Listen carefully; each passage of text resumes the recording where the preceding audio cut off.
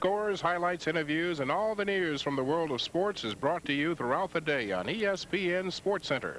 SportsCenter comes your way with a 30-minute edition several times every day and night, and Monday through Saturday at 7 p.m. Eastern Time, Sunday at 11 p.m.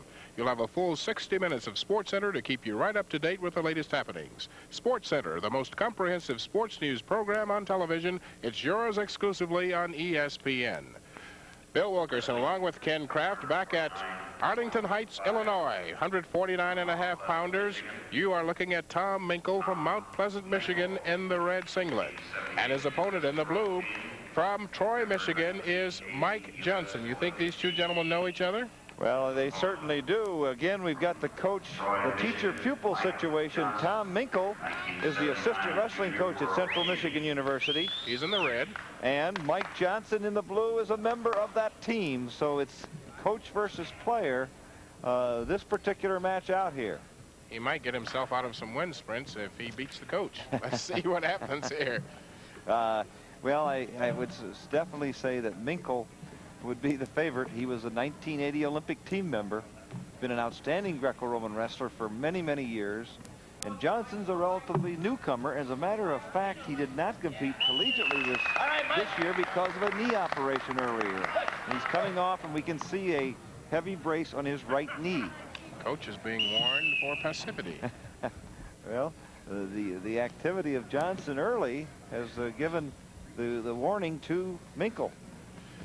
Minkel in the red. The coach is 31 years old as his pupil, Mike Johnson, comes up with a point. And Johnson in the blue is 20 years old. Oh, my golly, Johnson is really taken off here.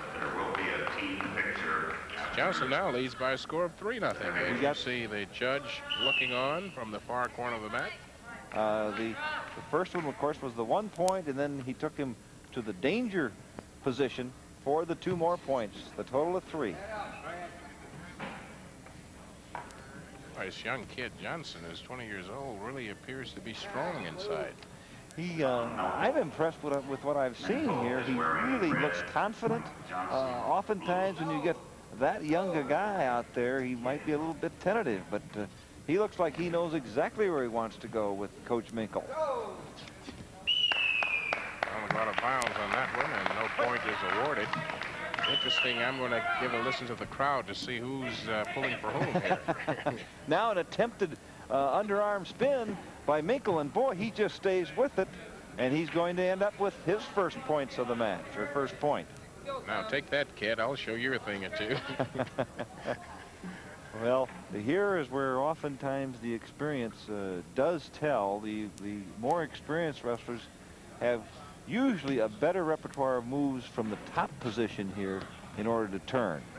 But Johnson so far blocking off very well. 50 seconds remaining. In a few moments you'll be able to, there you can see that brace on the right knee of Mike Johnson. He had a knee operation in 1980. He had ligament damage, which is the more serious knee operation as opposed to cartilage damage, and he is coming back from knee surgery, and so far fairly well. I talked with him before his match, and he indicated to me that the knee is coming along well, although he does feel, I don't know that the coach liked that one. Missed throw, and Johnson wasn't sure. There's the knee brace of Johnson's. You know, as Coach Minkel is an interesting study as we come down to 25 seconds in the first 3-minute period. He was retired from 72 through 77 while playing guitar in a touring musical show. So when he's not throwing you, he can entertain you. Well, he's an accomplished guitarist. I've talked to a number of people that have had the opportunity to listen to him. I have not myself. But now another point by Minkel, and again fleeing the mat, was called against Johnson. A little admonition there to Mike Johnson as you look at the mat chairman who keeps tally here. And that's Johnson's coach for this particular match. It might be Mr. Johnson. It's the end of the first 3-minute period. He certainly seems very interested in what's going on. As you see Tom Minkel go back to his corner. Now, what can you tell the coach? He's the guy who does all the telling. Well, at this particular case, Coach Minkel is just getting toweled off and getting to freshen up his mouth a little bit with a little water. 136, please report.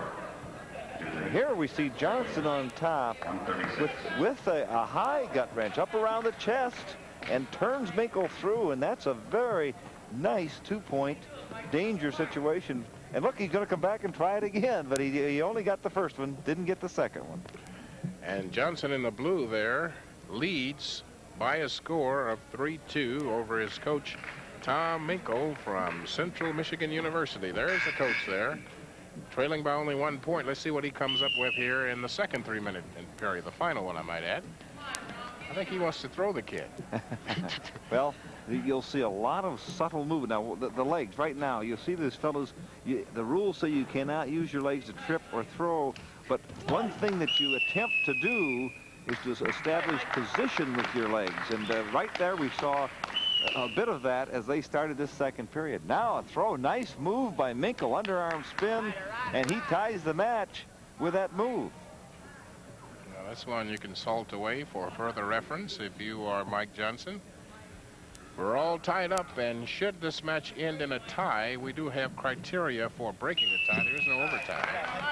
Now the referee is saying that Johnson led the mat, and there's a lot of folks that say that's incorrect. But he has confirmation from the judge over here, and that's going to be a point for Coach Tom Minkel.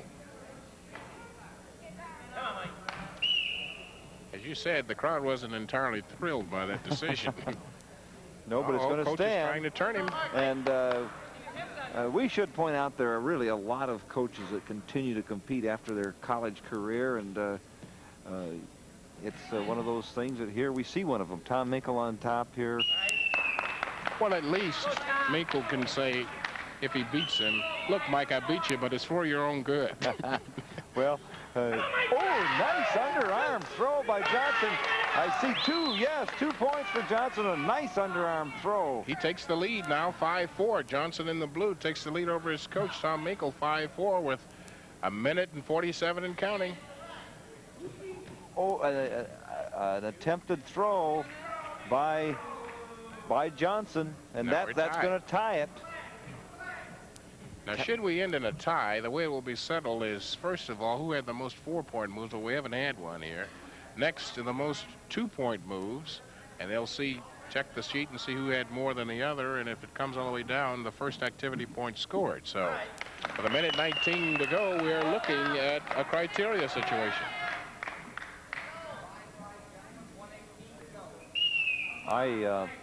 Trying to recollect, I believe that Johnson has 2 2-pointers and Minkel has 1 2-pointer. Well, Johnson's coach has just gone over to check the Matt Sherman score tally to see, and maybe he does know. But oh, now Johnson had moved behind in kind of a throw by. Oh, golly sakes! I thought there was action there that was going to result in the score, but no. But now Minkel comes up behind, and he makes it a 6-5 lead. Boy, Johnson's coach wants to say something so bad it's killing him, but he knows he's not supposed to talk. They call him back up. And Minkel in the red leading by a score of 6-5, only 40 seconds remaining. Where is Mike Johnson going to find this other point? Well, he's going to look for some kind now. He uses a head grab, trying to set Minkel up for a throw. Less than 30 seconds. He doesn't have much time. You don't think the wily old pro is going to fall for that, do you? Well, you know, this is one thing that both wrestlers should know where they are in criteria. That kind of information should be gotten to them some way. Maybe the cousin in the stands, but they should know where they are. Now, a throw, again, a throw by Johnson, and then the reversal by Minkel. So again, we're at 7-7. And time has expired. I think Minkel was defeated by Johnson on the fact that Johnson had more 2-pointers. For Johnson's coach is exclaiming that he has won. Johnson thinks he has won. Minkel doesn't even want to talk about it. Well, there he is, Mike Johnson, who really wrestled extremely well. I felt that with the experience of Minkel, that the chances for Johnson were not very great. Well, let's see. Here comes the official hand raising, and there's the winner. The winner, Mike Johnson. Although the match ended in a tie, Johnson won it on criteria. He had more two-point throws than did his coach, Tom Minkel.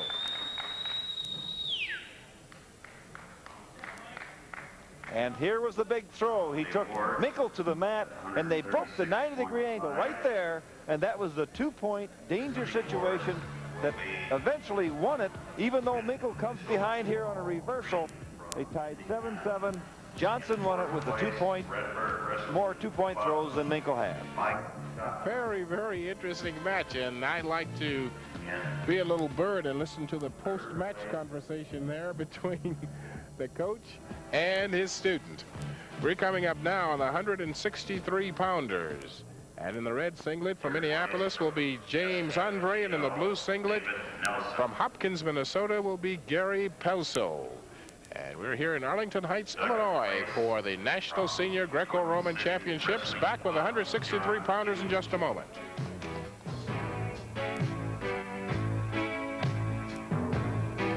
Wrestling. It's known to be man's oldest sport, and by far his most challenging. It can trace its history back 5,000 years. Hi, I'm Lee Kemp, two-time World Wrestling Champion and member of the 1980 Freestyle Olympic Wrestling Team.